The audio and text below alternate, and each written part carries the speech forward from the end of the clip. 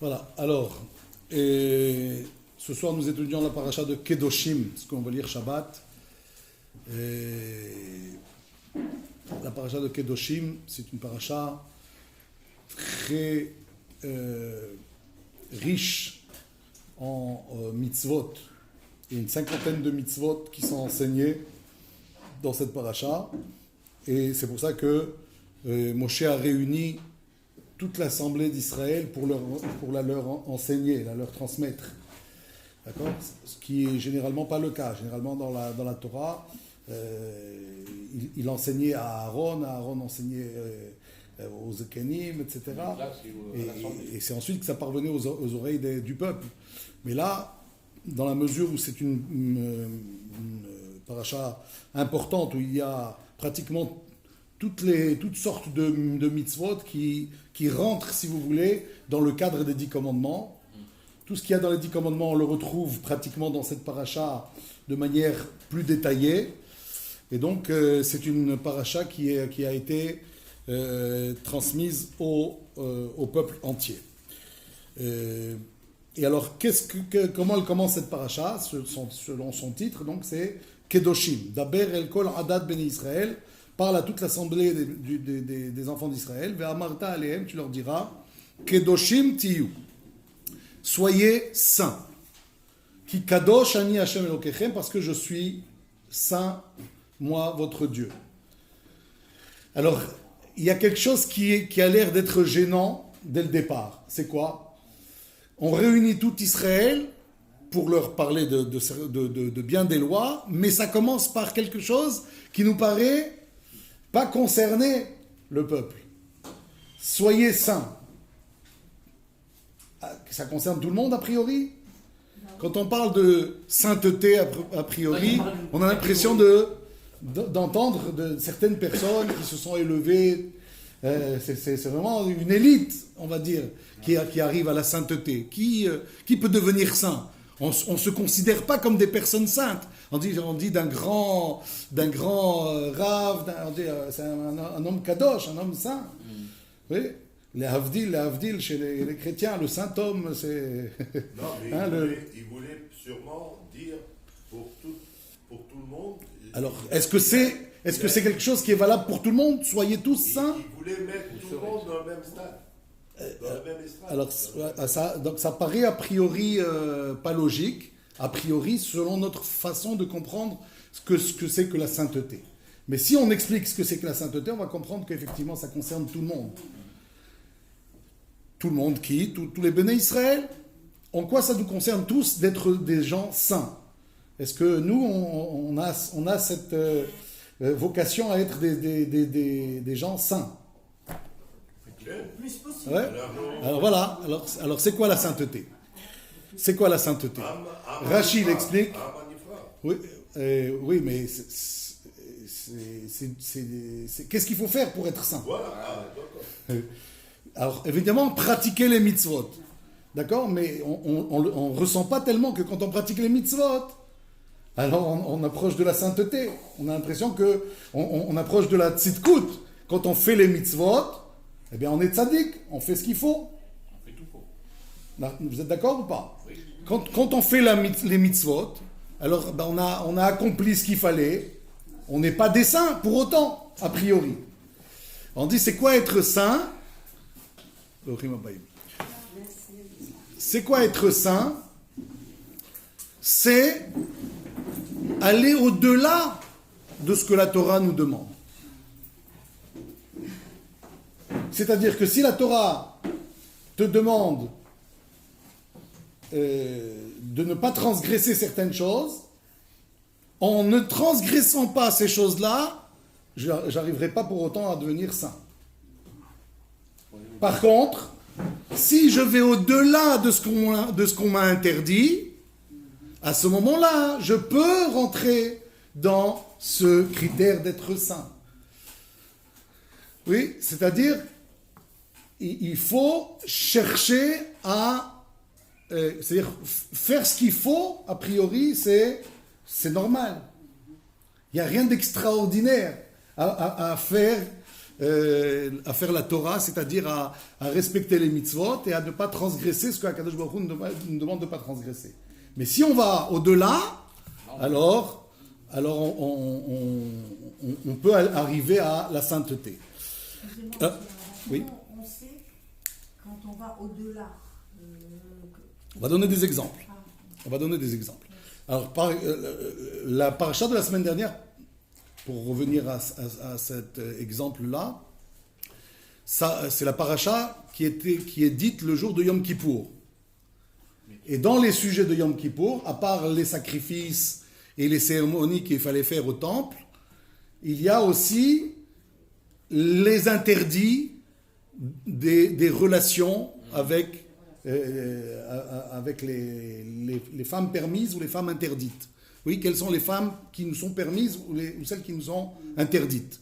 C'est ça que l'on parle à Yom Kippour. On a l'impression, on se dit, mais attends, t'as trouvé que ce sujet? On dit, c'est ça, c'est là où tu peux trouver la Kedusha. Plus tu te mets à distance de ces choses-là, plus tu peux arriver à la Kedusha. Ça veut dire quoi? Ça veut dire, d'abord, que, évidemment, qu'on n'irait pas transgresser ce qu'Akadosh Baruch Hu nous demande de transgresser, de pas transgresser. C'est-à-dire, par exemple, si on n'a pas le droit d'épouser une femme qui est une proche parente, comme par exemple une tante, on n'a pas le droit d'épouser une tante, même si elle a le même âge que soi. Hein, on se voit toujours une tante, mais attends, comment une tante? Une tante, elle est plus âgée. Pas nécessaire, c'est pas obligé qu'une tante, elle soit âgée. Hein, moi, je connais des tantes plus jeunes que les neveux. Vous connaissez tous. D'accord? Donc, épouser une tante, a priori, on serait dit tous quel est le problème. J'ai bien le droit d'épouser une cousine. J'ai bien le droit d'épouser une nièce. Oui. Pourquoi une tante, j'aurais pas le droit? La Torah me l'interdit. Je respecte. En respectant cette loi-là, je ne deviens pas pour autant kadosh. Vous êtes d'accord? Alors, qu'est-ce qu'il faut faire pour devenir kadosh? La Torah, elle me dit, la femme qui est nida, pendant un certain temps, doit être séparée. On ne doit pas vivre ensemble. J'entends pas vivre ensemble dans le même lit. Quoi. Oui. Chambre à part. Non, c'est pas ce que j'ai dit, effectivement. Mais si la Torah nous demande ça et que je le fais, alors je suis quoi? Je suis pas un saint pour autant. Si je le fais pas, je suis un rachat. Si je le fais, alors bon, je suis un bon juif, mais j'arrive pas à la Kedusha. Comment arriver à la Kedusha? C'est aller au-delà de ce que la Torah me demande. C'est-à-dire qu'il y a une période, par exemple, où je peux être avec ma femme. Mais je pourrais être avec ma femme comme un coq. Il est avec sa poule. C'est-à-dire que tous les soirs, on peut s'adonner à des parties de plaisir. Et je peux dire non. Il y a une loi que la Torah me donne. Elle m'autorise d'autres choses. Et dans ce que la Torah m'autorise, moi, j'essaye donc de mettre un frein. Le frein, il est par rapport à quoi? Dans ce point-là, par rapport à la volonté de la femme et pas la volonté du mari. Pourquoi? Pourquoi c'est ainsi? Parce que l'homme, il est un peu dafou, comme on dit. Il a un peu trop tendance à sa recherche de plaisir. Par exemple, très souvent, on trouve un fossé entre ce que la fille, elle cherche, quand on cherche à se marier, hein, la fille, elle cherche et le mec, il cherche. Ouais. La fille, elle cherche une relation durable. Souvent, le mec, il cherche quoi? Une relation sans lendemain. Ouais, une aventure. Pourquoi? Parce qu'il y a plus cet appétit chez l'homme, alors que la femme, elle recherche un peu autre chose. Un véritable amour, un véritable... d'accord? Une relation véritable. Et donc, dans ce que la Torah va m'autoriser de faire, moi, je vais prendre des mesures. Un exemple que l'on voit par la suite. Ish imo ve'aviv tirau, ve'et shabbetotai tishmoru. La Torah, elle me dit dans la suite, le verset suivant, on devra craindre sa mère et son père et respecter les Shabbats. A priori, quel rapport avec la sainteté? Quoi, celui qui craint son père et sa mère, il est saint? Qu'est-ce que ça a à voir, a priori? Kedoshim tiyu. On me dit en fait que la sainteté, elle commence déjà par les parents. Si les parents, oui, ils ont, dans leur vie, fait une certaine barrière que la Torah ne leur a pas imposée, à ce moment-là, les enfants, ils seront comme ça des enfants qui craindront leurs parents. C'est ça la Kedusha. La Kedusha, c'est faire en sorte d'avoir des enfants qui vont pas être déréglés du point de vue de leur Kedusha. La Kedusha, c'est tendre vers une direction. Quelle direction? La direction de l'amour. Mais pas l'amour, celui que tout le monde parle et que c'est n'importe quoi. On parle du véritable amour. De l'amour qui est sincère. De l'amour qui est pour l'autre. Pas seulement l'amour pour soi. On ne tire pas seulement à soi cet amour. C'est ça la direction de la Kedusha. La direction de la Kedusha, c'est par exemple, quand on nous dit ici, Ish, immo ve'aviv tiraou, ve'etchabetotai tishmoru, par exemple, on dit que les gens qui cherchent à avoir de la Kedusha, à quel moment ils s'unissent avec leurs épouses? Le Shabbat. Pourquoi le Shabbat? Parce qu'il faut être deux. D'abord, pas tous les jours, ça veut dire. Le Shabbat. Pourquoi le Shabbat? Parce qu'on se garde au moment où on est en train de tendre vers quelque chose de plus sain, vers quelque chose de plus spirituel. Le Shabbat, on est tous dans l'étude de la Torah, dans l'accomplissement des mitzvot. On n'a pas ni portable, ni télé, vous comprenez, ni voiture. On s'occupe uniquement de la Kedusha. Donc si ce jour-là, tu l'as réservé à t'unir à ta femme, c'est évident que tu as préparé le terrain déjà pour les futurs enfants, que ces enfants-là, ils vont être dans la Kedusha. C'est des enfants du Shabbat, c'est des enfants de la Rouchaniyut. Mais si tu as décidé de faire selon ce qui te vient à toi, le lundi, ça j'avais envie, le mardi, j'avais envie, le Shabbat, non, je suis fatigué. Vous voyez, c'est selon moi, selon mes besoins à moi. Mais si moi je me prépare pour que ce soit le cas d'une façon différente, en fonction d'une direction différente, laquelle direction? Celle qui est de faire un maximum pour que ce ne soit pas mon plaisir qui prime, mais d'abord le plaisir de l'autre. Le plaisir de l'autre, c'est le plaisir de son conjoint. Le plaisir de l'autre, c'est le plaisir d'Akadosh Baruch Hu. Le plaisir de l'autre, c'est de penser aussi à ce que les enfants, ils ne vont pas souffrir du fait d'être complètement déréglés, parce que les parents, quand ils les ont conçus avec des conditions qui sont très loin, à l'opposé, dans l'autre direction de la Kedusha. Vous comprenez? C'est ça le lien, si vous voulez, entre Kedoshim Tiyu. C'est très important de savoir, on a parlé un peu à la synagogue, dans une dracha, se marier avec sa sœur, a priori. Tout le monde comprend que c'est grave, on ne fait pas ce genre de choses. Mais avant que la Torah n'intervienne, on se serait nous demandé quelle est la femme la plus appropriée pour que le mariage soit un bon mariage. C'est justement la sœur. C'est vrai. On a grandi ensemble, on se respecte mutuellement, on n'a pas des disputes de famille, on n'a pas. A priori, ça aurait été peut-être le mariage idéal. Sauf que la Torah, elle a bouclé ça. Pourquoi elle a bouclé ça? Parce que c'est vrai que d'une part, ça pourrait être le mariage qui peut être mat'im, qui peut être compatible. Mais il n'empêche que la plupart des gens, ils ne vont pas dans la direction de la Kedusha. Quand les gens vont dans la direction de la Kedusha, alors le problème ne se pose pas de s'unir avec sa sœur. Bon, ce n'est pas le cas aujourd'hui, je dis simplement de manière théorique. Mais, qu'est-ce qui serait passé? Puisque tout le monde cherche son plaisir, la femme qui aurait été sa sœur, elle aurait été une esclave des plaisirs de son mari. Parce que c'est vrai que c'est peut-être mat'im, il n'y aura pas de dispute, on a grandi ensemble, etc. Mais il n'empêche que, s'il n'y a pas de Kedusha, qu'est-ce qui va se passer? Les plaisirs, ça va être le plus fort qui va les chercher à tirer vers lui. ces plaisirs-là. Donc, on risque d'avoir une société qui n'est pas bonne. Alors, Akadosh Baruch Hu nous donne un certain nombre d'outils pour qu'on comprenne où est la direction de la Kedusha. On a expliqué, par exemple, à la synagogue, dans la dracha,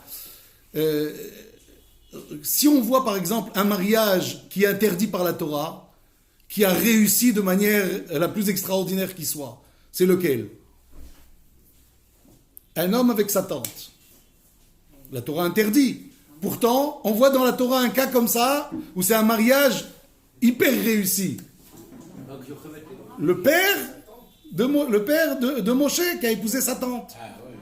Et ils ont eu 3 enfants bénis, 3 enfants saints, Moshe, Aaron et Myriam. C'était avant que la Torah nous l'interdise. Donc ils s'étaient mariés avant que la Torah ne l'interdise.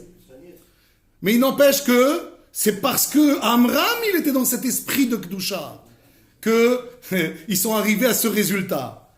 Mais si on donne à tout un chacun de ce pouvoir de se marier avec une personne proche comme ça, une personne avec qui je pourrais avoir beaucoup d'affection, c'est pas dit que ça va tourner comme ça a tourné pour Amram et Yocheved.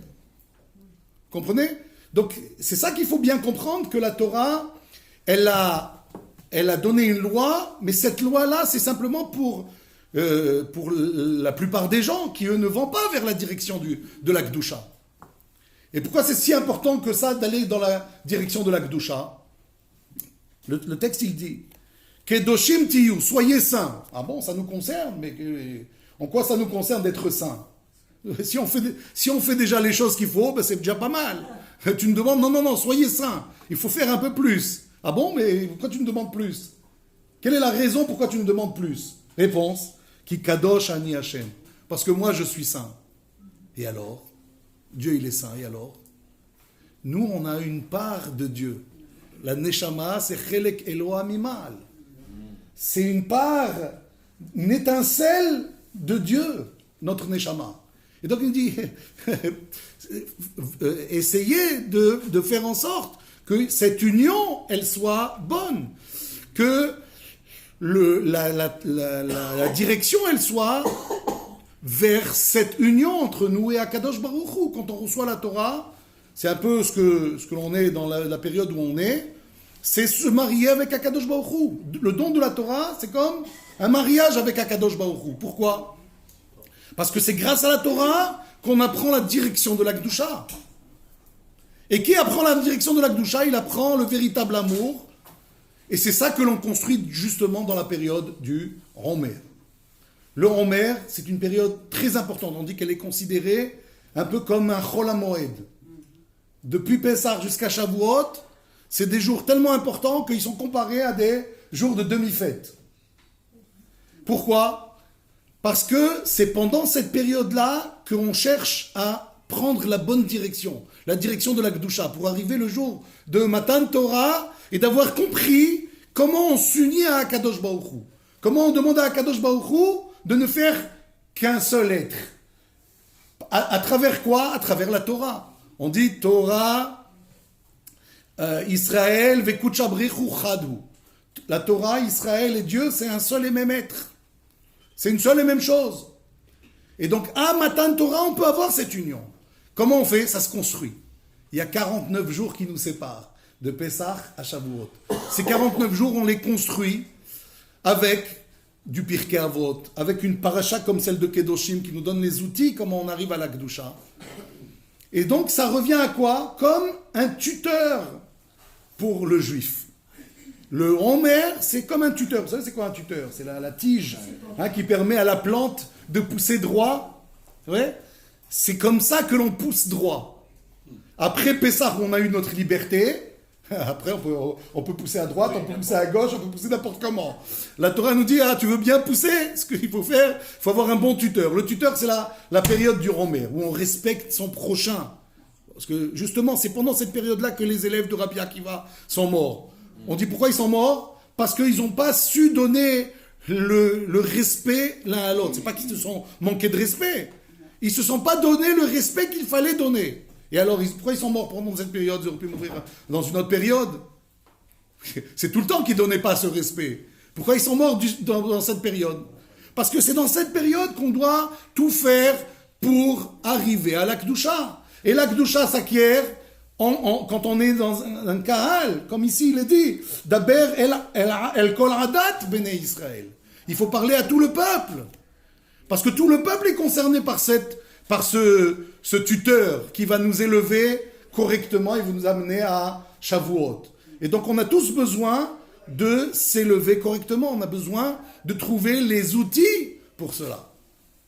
Voilà pourquoi la période du Homer, il faut l'utiliser. On l'utilise comment? Comme les Béné Israël, quand ils sont sortis d'Égypte, ils l'ont utilisé.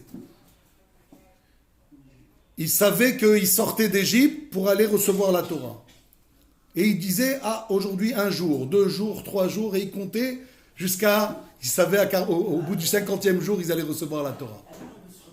Eh bien, quelle différence il y avait entre au moment où ils sont sortis d'Égypte et quand ils sont arrivés au pied du mont Sinaï pour recevoir la Torah?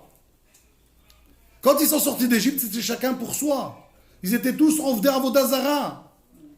C'est d'ailleurs pour ça que quand la mer devait s'ouvrir, les anges ils ont dit attends, on ne comprend pas quelque chose. Les Juifs tu vas les faire passer, les Égyptiens tu vas les noyer, mais pourtant ils sont en Ovdei Avodah Zara, c'est des idolâtres. Les deux. Pourquoi tu laisses passer ces idolâtres et tu noies ces idolâtres? Qui a dit ça? Les anges. Il y a un problème, il y a quelque chose qui ne va pas. Les anges accusateurs. Ouais. Et donc, Akadosh Baruch Hu dit, non, parce que là, ils sont sortis dans l'esprit de se former, dans la bonne direction. C'est quoi la direction? C'est de changer, d'arriver à cet amour que l'on peut avoir pour les autres. Quand ils sont arrivés au pied du Har Sinaï, ils étaient comment? Comment on va les qualifier? Am echad belev echad. Vaïchan ha'am. C'est marqué le peuple campa. Pourquoi d'habitude tu parles au pluriel, tu dis les Bnei Israël, ils ont campé. Là, quand tu dis il campa, le peuple. Et Rachid nous dit c'est quoi le peuple campa? Ke'ish echad belev echad. Ils étaient comme un seul homme avec un seul et même cœur. Comment ils sont arrivés à ça?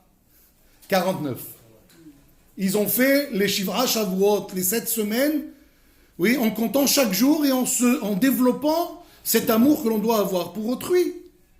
Et donc, ce que les élèves de Rabbi Akiva n'ont pas fait pendant cette période-là, c'est pendant cette période-là que cela leur a coûté cher. Et que pour nous, ça devienne une leçon, que l'on comprenne cette leçon. Donc, c'est ça l'idée de la Kedusha. Et donc, on comprend beaucoup mieux quand on voit effectivement où sont parvenues les nations, dans quelle situation immorale ils sont arrivés, parce que, tout simplement, la Torah vient nous dire, tu dois faire en sorte que les risques soient amoindris. Même si la Torah te permet certaines choses, réduis-le. Est-ce que j'ai le droit de regarder une jeune fille? A priori. Je n'ai pas le droit d'observer, regarder longuement une femme mariée. J'ai le droit de la regarder pour dire, elle est là, elle n'est pas là, machin, etc. Ok, mais je n'ai pas le droit de l'observer, genre, tiens, elle est belle, celle-là. Je n'ai pas le droit d'observer une femme mariée. Est-ce que j'ai le droit d'observer une femme qui ne l'est pas? De la regarder, de dire, tiens, elle est pas mal, elle est belle, elle est ceci, elle est cela. Ok? Si vous êtes marié. Dans l'esprit de se marier, ok. Si c'est pas dans l'esprit de se marier, moi je suis pas marié, mais je suis pas dans l'esprit de me marier, et puis je regarde. La Torah dit, c'est permis. Mais c'est quoi la Kedusha? La Kedusha, c'est d'aller au-delà. C'est quand on conduit, il y a le vert, il y a le orange, et puis il y a le rouge. Qu'est-ce qui se passe? Généralement, à l'orange, on passe. Celui qui veut être dans la Kedusha, c'est de se dire, attention, moi, s'il arrive quoi que ce soit à l'orange, je passe pas, je m'arrêterai. Si quelqu'un y pense comme ça, il est dans l'esprit de la Kedusha. Comprenez? Donc de la même façon, quelqu'un qui vient, il se dit, c'est vrai que la Torah m'a permis ceci, cela. Ben alors on y va. J'ai le droit de parler à une femme, alors je vais parler. Et puis je vais m'étendre, et puis je vais peut-être discuter de sujets un peu plus, gênants. Et on ne sait pas où ça peut arriver.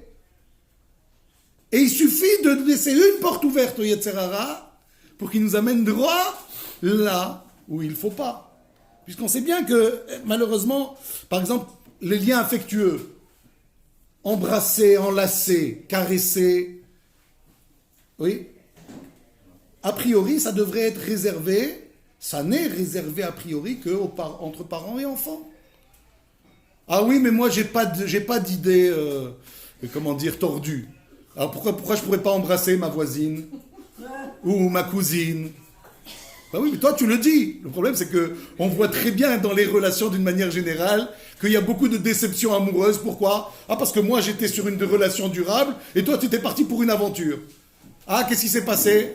Eh ben, on n'a pas la même tête. Eh ben oui, l'homme, il est fait comme ça et la femme, elle est faite différemment. Qu'est-ce qui s'est passé? Ah, une déception. Et une rupture ou alors carrément un divorce, quand les gens sont mariés. Qu'est-ce qui s'est passé? C'est parce que, justement, Akadosh Baruch Hu nous dit, si vous n'êtes pas dans la direction de la Kedusha, vous allez être dans la direction inverse, et qui provoque pas seulement des ruptures, pas seulement des divorces, pas seulement des enfants qui sont complètement déréglés, qui sont eux-mêmes dans un esprit tordu, dans un esprit...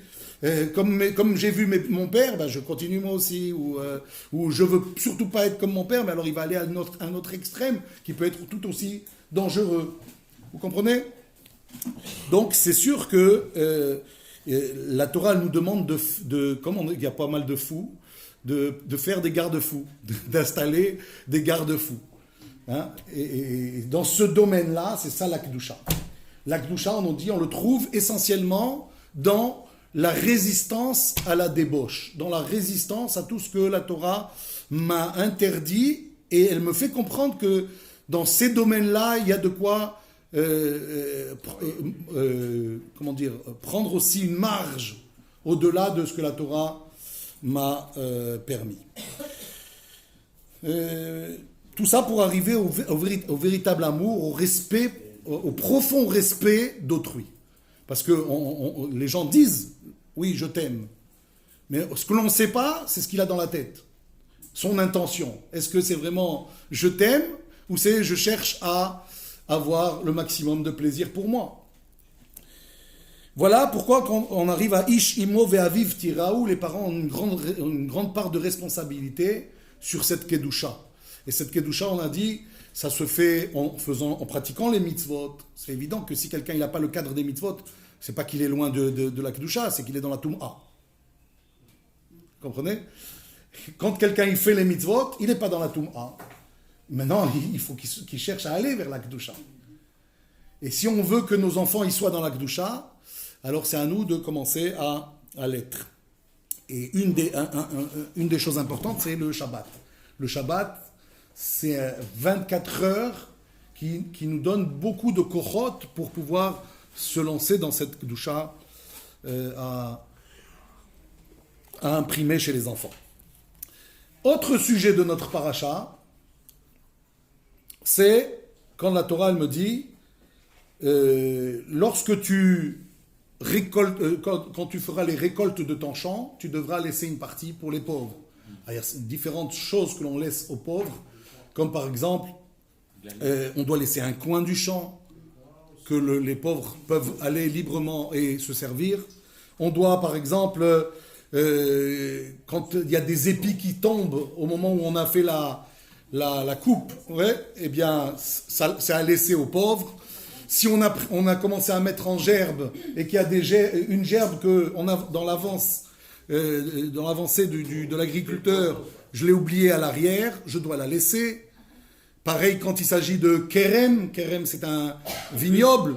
Si je prends les grappes, je dois prendre les belles grappes, les petites grappes, celles qui sont pas, qui ont l'air un peu, qui n'ont pas poussé correctement. Celles-là, je les laisse.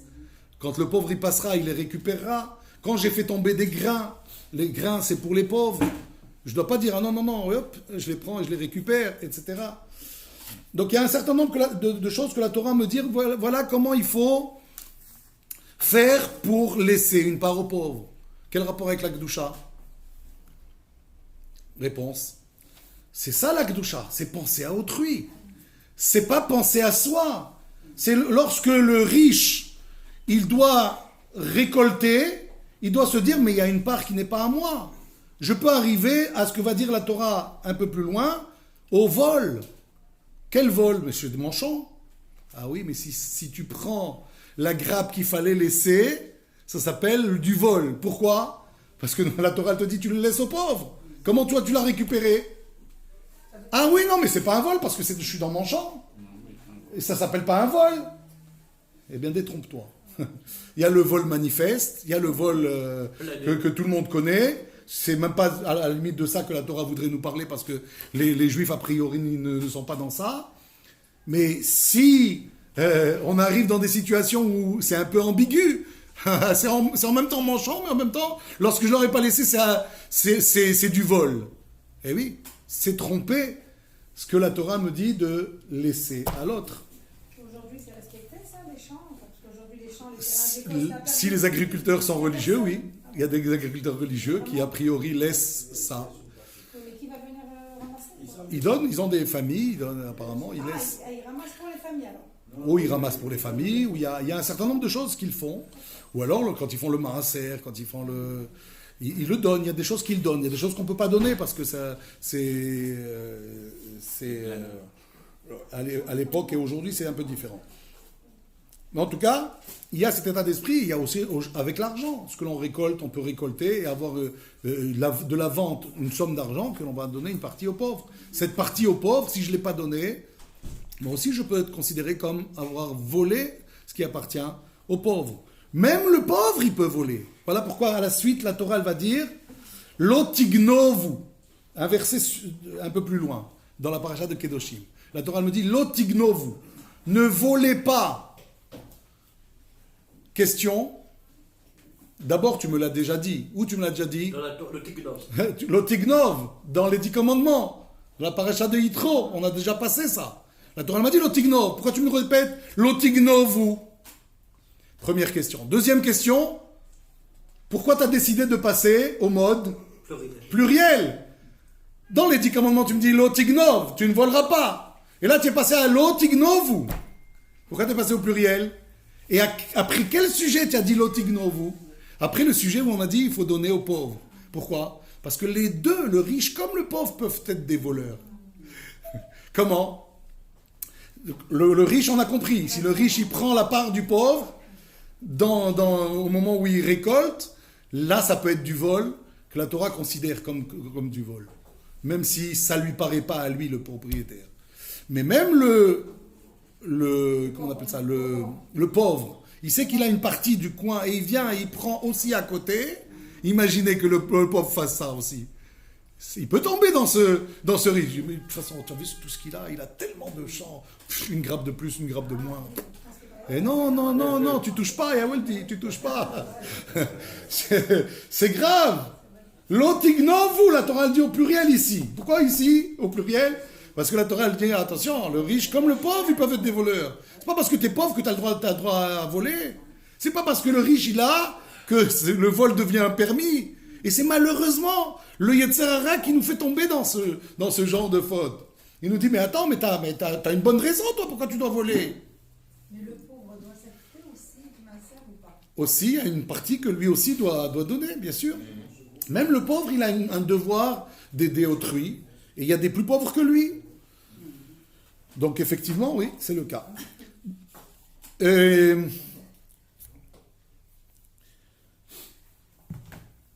La Torah, elle me dit Lotignovu au pluriel. D'après d'autres commentateurs, on me dit parce que, tu sais, si tu es malhonnête et qu'il y a quelqu'un à côté qui te voit être malhonnête et qui dit rien, est-ce que lui, il est concerné par ce vol ou pas? Il est concerné. Il est voleur aussi. Tu vois que lui, il vole et tu le laisses voler, toi aussi, tu es un voleur. Et le démon couchant. C'est ça l'otignovu. Être malhonnête. Être malhonnête, c'est aussi laisser passer certaines choses. Surtout si toi, tu es concerné parce que tu dis rien, mais en même temps, tu sais bien que tu as une part qui est reversée. Alors, on peut être complice et à différents degrés. Donc là aussi, la Torah, elle me fait comprendre que Parfois, si je dois faire une remontrance à quelqu'un, au riche ou au pauvre, imaginez que je vois le pauvre prendre dans la partie où il n'a pas le droit de prendre. Si moi je vois et je le laisse faire, je suis aussi un voleur. C'est ça l'otignov. Et la Torah, c'est ça l'akdusha. L'akdusha, c'est arriver à faire en sorte que c'est pas seulement moi qui m'en sors, c'est que tout le monde s'en sort. C'est ça l'amour du peuple. C'est ça l'amour d'Israël. C'est le message qui a été envoyé aujourd'hui. L'amour d'Israël, c'est de penser que chaque Israël, il ne faut pas qu'il soit sanctionné. Il ne faut pas qu'il arrive. Peut-être qu'il va faire teshuva grâce à toi. Tu lui dis, ah, touche pas, ça c'est pas à toi. Ou tu lui dis de manière plus... tu dis, non, comment toi, tu vas faire ça? T'es quelqu'un de bien. Comprenez? Donc, arriver à ça, c'est arriver à l'Akdusha. Et la Torah, elle va plus loin. Dans les halachot, par exemple, on nous dit, il y a ce que l'on appelle gnevat da'at. Qu'est-ce que ça veut dire, l'ignov da'at? Voler une information. Voler une information. C'est-à-dire que toi, tu crois quelque chose, et moi, je te laisse croire cette chose-là, et là, on considère ça comme du vol. C'est terrible, du vol. Un exemple connu qu'on a déjà dit une fois, il me semble, mais on le répète pour que vous compreniez ce point-là. En cas où vous l'aurez oublié, peut-être ça va vous revenir. Je reçois quelqu'un, mais juste avant de le recevoir, avant qu'il tape à la porte, j'avais prévu d'aller de sortir un bon cabernet. Ouais, j'allais sortir un bon cabernet. Et je ne l'ai pas sorti, tac, il tape à la porte. Il arrive, il fait « Ah, on est venu chez toi aujourd'hui, on s'est dit, il fait longtemps, on t'a pas vu, allez, on est venu manger avec toi, passer un petit moment avec vous. » Ah, sympa et tout, et tu sais quoi? Pour toi, je vais ouvrir la bouteille de Cabernet, là, le 1900, je sais pas combien, ok?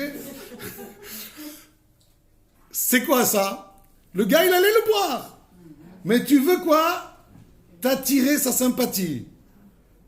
Comme ça que la prochaine fois que tu vas chez lui, lui aussi il va te tirer la bonne bouteille. Vous comprenez? C'est un exemple. Ça s'appelle, on nous dit, gnevadat. Tu as volé une information. C'est une information qu'il aurait dû savoir. Je ne l'ai pas fait pour toi, celle-là. Je l'ai sortie parce que je devais la sortir. Tu devrais lui dire, j'allais sortir une super bouteille, ben ça tombe bien, on va la boire ensemble.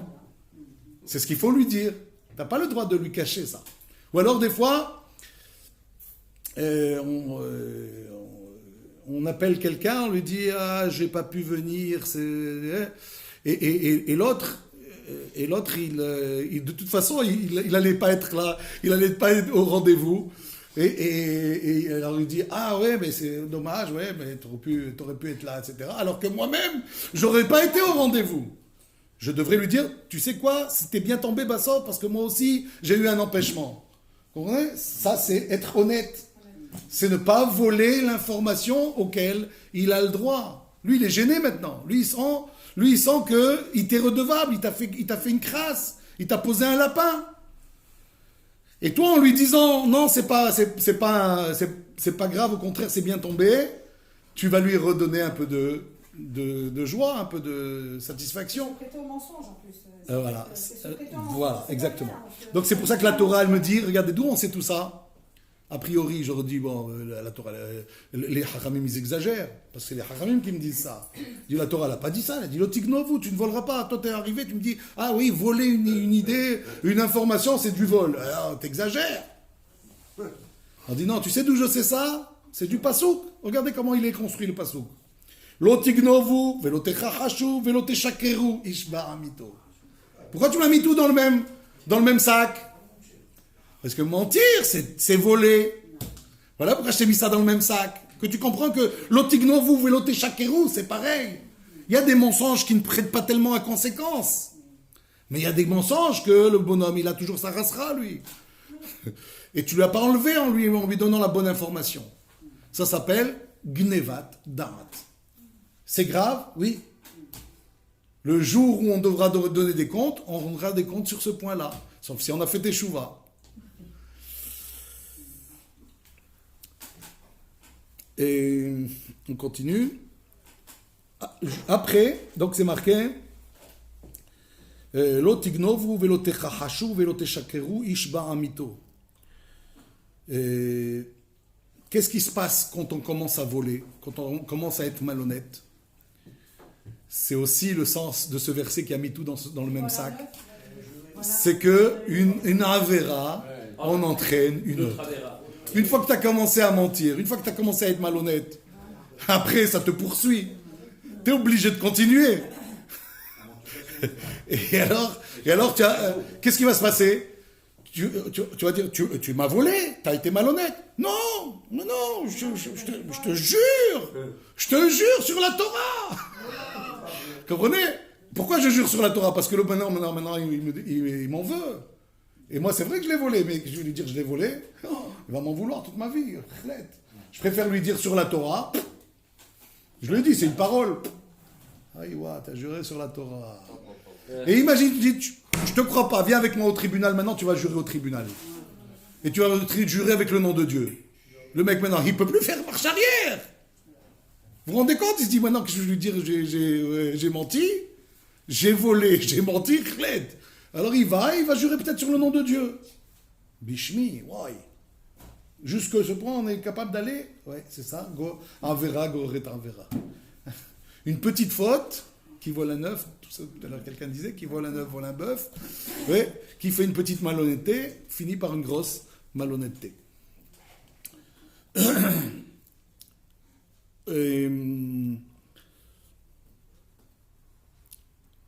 Plus loin que ça, dans la Kedusha, comment arriver dans la Kedusha? C'est ne pas être malhonnête, la Torah nous donne certaines choses, mais plus tu es honnête, plus tu vas aller au-delà de ce que la Torah te demande, plus tu vas aller dans la Kedusha. Tu vas renoncer, tu vas dire c'est pas grave, allez, il avait envie de ça, allez, donne-lui, c'est pas grave. La Torah ne t'oblige pas à faire ça. Mais toi, tu vas dire, je vais le faire. Alors, un des exemples ici, l'otahashok, on me dit, l'otahashok edreacha, n'exploite pas ton prochain. Ça veut dire quoi dans le pshat, n'exploite pas ton prochain? Ça veut dire que quelqu'un, il a travaillé toute la journée, tu lui as promis à la fin de la journée de lui donner 100 shekels. Il arrive, tu lui dis, tu sais quoi, viens demain, je te donne. On a le droit de faire ça? Non. C'est exploité. En plus, tu l'as, mais ça te fait tellement mal de le sortir, ce billet. C'est marrant, hein, Alors, tu dis, demain, il reste encore une nuit dans ma poche, ça fait du bien. C'est terrible. Mais il y a des gens comme ça. Ça veut dire, c'est pas que si la personne elle l'a pas, elle dit vraiment, je suis vraiment désolé, j'avais le billet, mais je l'ai plus, j'ai eu un PV, j'ai eu un machin, je sais pas. Le gars, il a pas. Mais il y a des gens, non, ils ont l'argent. Mais c'est difficile pour eux. Demain, la semaine prochaine, etc. Ça s'appelle exploiter, l'otahashok. On n'a pas le droit de faire ça. La Torah, elle me dit, toujours par rapport à la façon dont on voit comment la Torah, elle a présenté la chose. Elle a suggéré l'idée. L'otahashok et reacha velotikzol, l'otalin perulat sachir itecha. Ne le laisse pas avec toi. Ad boker jusqu'au matin. La Torah, elle t'a dit quelque chose et après elle te détaille. Pourquoi tu donnes le détail? On a compris l'idée principale. Non, c'est pour te dire, c'est comme dans le détail. Ça veut dire quoi? Quelqu'un, il vient et te dit, ouais, j'ai, Chas Shalom, mon fils qui est malade. Tu dis, ah bon, le pauvre. Et puis, bon, au revoir. Mais tu pourrais prier pour lui. Et tu ne vas pas prier pour lui. Ça, c'est l'otahashok. C'est exploiter son prochain. En quoi c'est exploiter son prochain? C'est, pour t'arrêter, tu lui demandais, ça va, comment vas-tu? En fait, j'ai besoin de ceci, j'ai besoin de cela. Il t'a dit au passage, il t'a dit, mon fils, il est malade. Mais toi, bon, il est malade, ok, bon, il est malade. Qu'il prenne bien ses médicaments. Mais tu pourrais prier pour lui. Et tu ne vas pas le faire. Ça aussi, ça s'appelle l'otahashok. La Kedusha, c'est quoi? C'est arriver à comprendre comment véritablement aimer son prochain. Si c'était ton fils, t'aurais prié ou pas? Pourquoi pour lui, c'est juste qu'il prenne ses médicaments? Comprenez? Ça peut être rien, ça peut être pas grand-chose. Et on est tous comme ça, attention, c'est-à-dire, on a l'impression que la Torah elle exige beaucoup de nous. C'est énorme. C'est vrai. Mais c'est ça la Kedusha. La Kedusha, c'est aller même dans des choses aussi loin. C'est-à-dire, si toi, tu aurais voulu qu'on prie pour toi, de la même façon, prie pour les autres. Si tu y crois, encore plus. Si quelqu'un ne croit pas à la prière, alors je comprends à la limite qu'il ne prie pas. Mais si lui, pour lui-même, il prie. Pour ses enfants, il prie. Mais pour les autres, il ne prie pas. Ça, c'est un problème. Ensuite, on arrive à un passouk qui nous dit quelque chose de curieux. C'est toujours dans la suite de ces sujets, de nombreux sujets, cette paracha, elle traite, et c'est tous des sujets qui sont lourds. Hein, il y a énormément de homer, de matière. Hein. Je vous invite tous à approfondir le maximum cette paracha, parce que cette paracha, elle est en béton armé, comme on dit. Lo tekalel heresh. Traduction. Ne maudis pas le sourd. Qu'est-ce que je comprends quand je lis ça? S'il n'est pas sourd, j'ai le droit de le maudire? Attention, le sourd, tu ne maudis pas. Et alors quoi? S'il n'est pas sourd, je peux le maudire? Et alors pourquoi la Torah me dit l'otel kalel haresh? Ne maudis pas le sourd. Ne maudis pas! Si la Torah elle veut me dire que tout le monde, j'ai pas le droit de maudire. Même le sourd. Alors, qu'est-ce qui se passe? Il fallait dire l'otel kalel.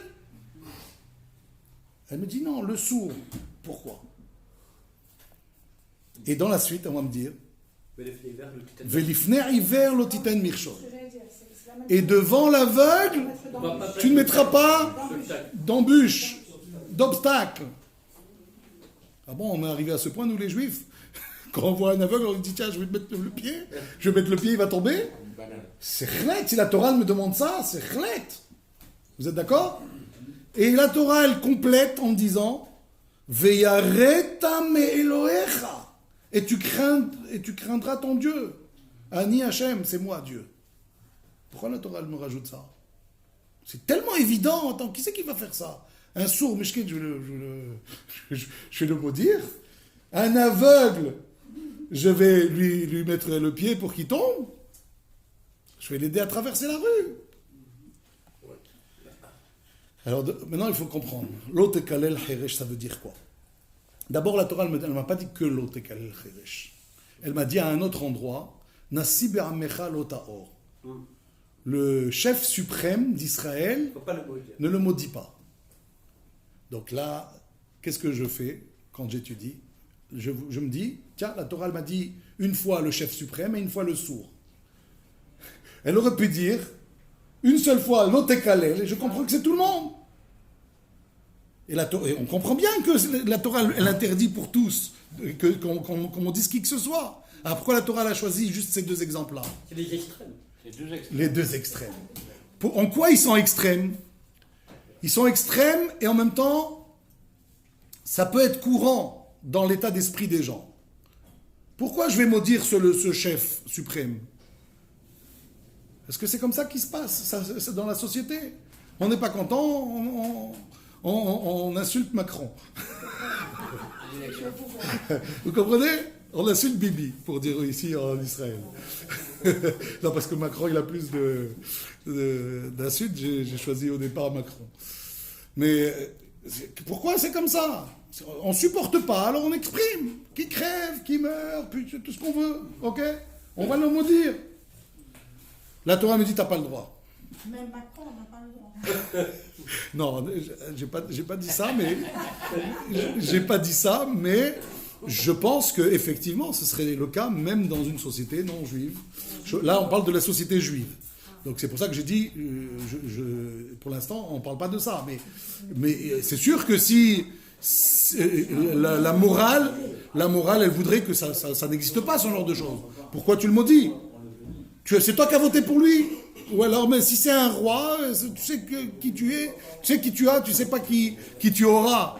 Il y a un minimum à respecter quand il y a un roi. Donc la Torah me dit, celui que d'habitude tu maudis parce que tu en as marre de tout ce qui se passe dans la vie, dans la société, dans ton pays, alors tu maudis le Nassi. Ou alors, tu maudis quelqu'un parce que l'Archouma, tu ne vas pas le maudire devant lui, mais s'il est sourd, S'il est sourd, de toute façon il n'entend pas. Alors moi j'ai pas tellement de risques. Souvent les gens maudissent quand ils n'ont pas de risque. C'est-à-dire quand? À la maison. Je ne vais pas le maudire devant lui. Quelqu'un il m'a fait quelque chose qui ne m'a pas plu. Quand je vais me retrouver chez moi avec ma femme, c'est là que je vais commencer à le maudire. Qui crève ce salopard, et si je le vois comme ça, je le vois dans le désert, je lui donne des sardines. Des anchois, pardon. Stam. Ouais, on a tendance comme ça à se lâcher. Mais quand on se lâche, pas devant le gars. C'est ça en fait l'otekalel heresh.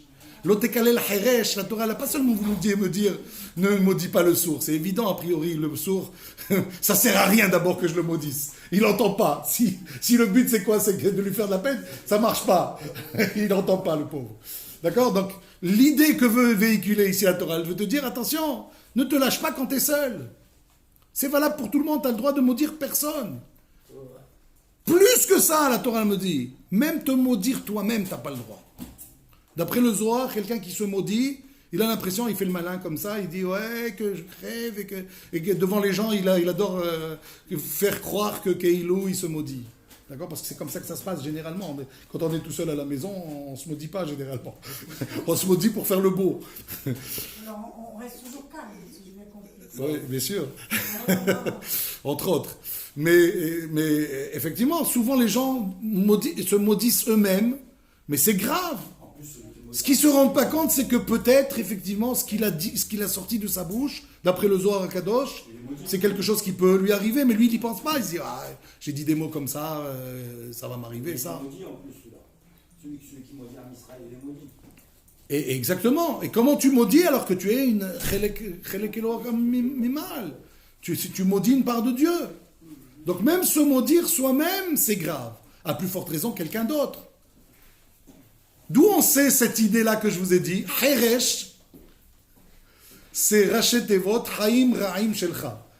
Pourquoi quelqu'un il se maudit? Parce qu'il dit ouais, quelle vie pourrie j'ai, que je crève, et puis que. Naron, les gens qui disent ça, c'est parce qu'ils trouvent que il y a quelque chose qui ne va pas. Haïm Ra'im Shelcha, ça fait Heresh. La Torah me dit, tu sais, Al Tekalel Heresh. Surtout, ne fais pas l'idiot de te maudire quand tu sens que la vie, elle est pas comme il faut. C'est simplement que toi, tu n'as pas compris la vie, mais surtout, n'en rajoute pas, parce que ça pourrait être pire. Il fait le malin, mais ce qu'il risque, il ne le sait pas. Il croit que c'est rien de dire ces mots-là.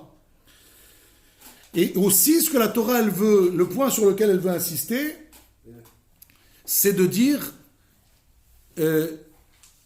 on a généralement, comment dire, la tendance à le faire à voix basse. Quand on est devant quelqu'un et que le gars, il nous a fait une crasse, alors on fait comme ça. D'accord? La Torah vient nous dire, Al tekalel heresh. Ne le fais pas, même à voix basse. Et le faire à voix haute. Vous allez me dire, c'est mieux ou c'est pas mieux? C'est mieux. C'est mieux ou c'est pas mieux? Non, c'est pas mieux. Pourquoi c'est pas mieux? La Torah me dit, ça, t'as pas le droit de le faire même à voix basse. Parce que pourquoi on le fait à voix basse? On veut pas se faire choper par celui en face. Mais c'est vrai qu'on s'est pas fait choper. Mais il y a encore autre chose que quand tu lui dis face à face, tu lui dis crève le gars. Ouais, le gars, il est vexé, il est fâché, il a pris une rada comme on dit chez nous. Ouais. Et donc ça rajoute à ce que tu n'avais pas le droit de faire. Non seulement tu as maudit, mais en plus lui le gars, il a pris une rada. Au moins quand tu as dit à voix basse, au moins il ne sait pas, il n'a pas eu cette rada. Au moins c'est un moindre mal. La Torah vient et me dit attention, c'est tout ça que je cherche à te faire comprendre. Ne maudis pas parce que tu n'as pas le droit de maudire, parce que la malédiction, elle peut, Hazve Shalom, s'appliquer. Ça dépend du mérite d'une personne parfois. Ça dépend parfois de l'étoile d'une personne. S'il est sous un mauvais astre en ce moment, ça dépend parfois sur des périodes de l'année qui sont mauvaises. Que j'ai sorti au mauvais moment la parole qu'il ne fallait pas. Va savoir qu'est-ce que ça va provoquer. Et les dégâts collatéraux que ça peut engendrer, parce que tu as dit crève à quelqu'un, mais ce quelqu'un, il est marié, il a des enfants, et que si, Hazve Shalom, il lui arrive malheur, Hazve Shalom, c'est pas une personne que tu as puni, c'est toute une famille peut-être. La Torah elle te dit, ne te permets pas, d'où on voit cette chose-là dans la Torah, Bil'am. La Torah, Dieu a empêché Bil'am de sortir des mots de sa bouche. Qu'il les sorte, quel est le problème? De là, on comprend combien une parole, elle peut avoir un impact qui peut être, shalom, incalculable. On ne sait pas jusqu'où ça peut aller, cet impact. Et donc, on termine avec encore un point.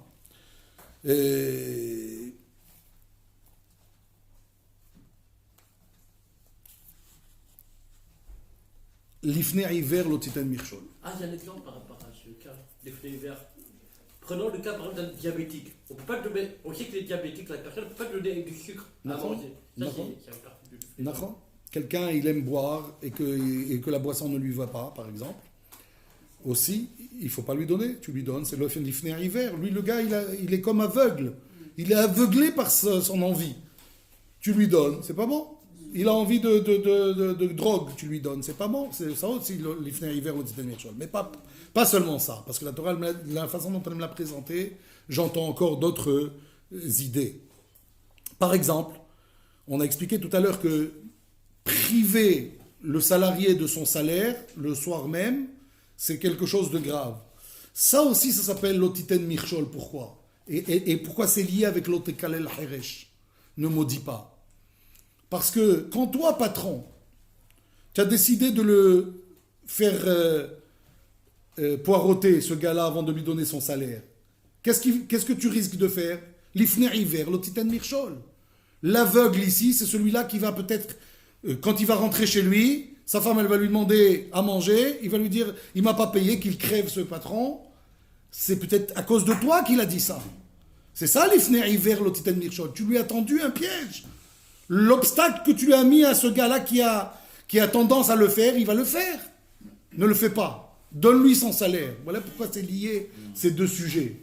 Et de la même façon, la Torah, elle dit au sakhir, elle dit à l'employé, même si ton patron n'a pas fait les choses comme il faut, il t'a retenu ton salaire jusqu'au lendemain, ne le maudis pas pour autant. C'est ça l'otekalel heresh aussi.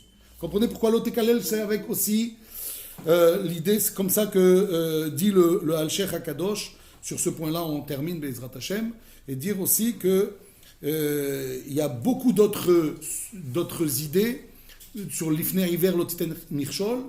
Juste le rappeler pour qu'on puisse éventuellement chercher à découvrir ces halachot entre parents et enfants, par exemple. Ça peut arriver de l'otiten mirchol.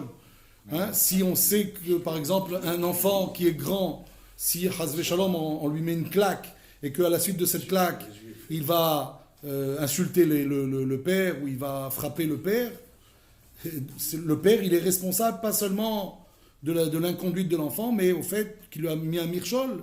Si parce qu'il est grand, tu lui as donné une claque qu'il ne fallait pas lui donner parce qu'il est grand, il t'a maudit ou il t'a frappé, c'est toi le fautif. L'ifne hiver l'otiten mirchol. Ça peut être aussi des cas où on fabrique, par exemple, des bijoux en or qui sont des croix, par exemple, ou des bijoux de Avodah Zara. Mais je suis juste un fabricant, moi j'y crois pas, mais juste je le vends. Est-ce que j'ai le droit de le vendre? Est-ce que j'ai le droit de le fabriquer? Ça aussi, c'est l'ifne hiver l'otiten mirchol, dans le problème de Avodah Zara, dont on sait que c'est un problème assez grave. Pareil pour d'autres éléments où effectivement il y a un avera de le faire. Si moi je collabore à cet avera, j'ai l'ifne hiver l'otiten mirchol. Baruch Adonai Leolam, amen ve amen. On a minyan, non? Il manque deux. Baruch Tiou, toda rabba.